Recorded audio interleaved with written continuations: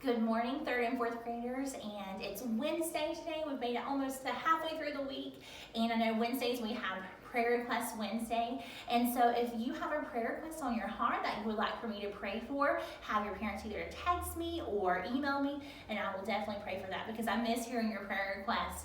Well, this week we have gone over 2 athletes in history. It's kind of nice to take a break and talk about some athletes. I know you boys and girls really probably enjoy this chapter. I'm sure the ones that enjoy running and football and things like that really enjoy talking about these 2 athletes. Now, the first athlete that we talked about was Jim Thorpe, and he was nicknamed as America's Athlete of the Century. Now, a century is how many years?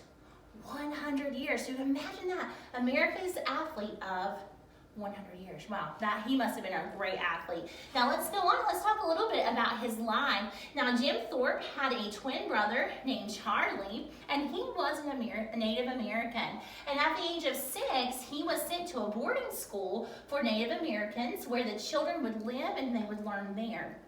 But at a young age, Jim Thorpe lost his mother, and then his brother became ill, and then his dad actually passed away, and so he lost all his immediate family at a young age. But that did not stop Jim Thorpe. He stayed in school, he kept working, and he actually broke his school's high jump record while he was wearing his work clothes, his overalls, and his work boots. And as soon as he did that, that track coach wanted him, and so he became part of the track team. And then he also wanted to play football. He was so fast that nobody could touch him, and so he became a player of football. He played football on the team there at his school, and then he actually even played against a President Dwight D. Eisenhower, but Jim's team beat their team, so oh well. And he also played minor league baseball, so he played track, football, and baseball. And here's some pictures of him doing those different types of sports. Well,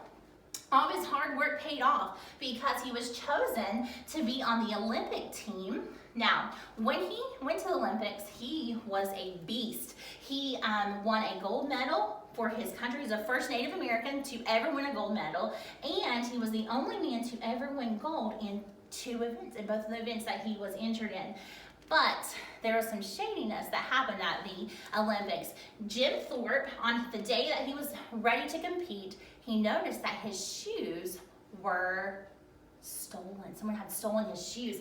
And so he borrowed a pair of shoes, and they were actually the wrong size. And so he had to wear extra socks to make one of his shoes fit better. And actually, he ran the fastest he had ever ran. And so that did not stop him, and he won those medals. But sadly, after the Olympics were over, he actually got his medals taken away because he was paid as being in the minor league baseball team, and they took his medals because it's like an Olympic rule where you can't have being paid, a paid athlete and things like that. So that was kind of sad, but it didn't stop Jim. He went ahead and became the president of the Football Association, and actually later, after he died, they returned his medals to him. And so this is the life of Jim Thorpe. Now, another athlete that we learned about was Jesse Owens. And he was born in Alabama, and actually his grandparents were slaves, and his dad was a farmer though, and he was a very sick child. And the book even told us that one time his mother had to do surgery on him herself. And so his parents prayed and asked God to help them, and God helped them, and he recovered and became a normal child that loved to play outside, and he loved to run.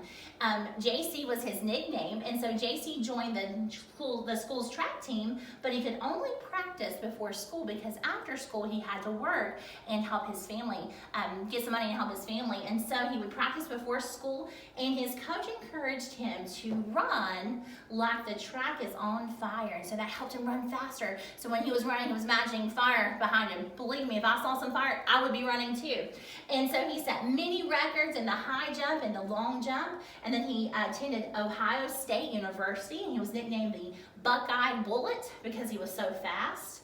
And then in 1936, he competed in the Olympic Games in Berlin, Germany, and he was a beast there also. He set the world record as being the fastest man, and he won 4 gold medals.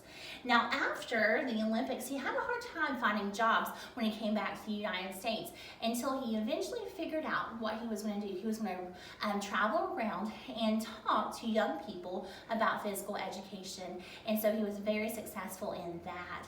And so I hope you enjoyed learning about these 2 athletes, and I hope you guys have a great Wednesday.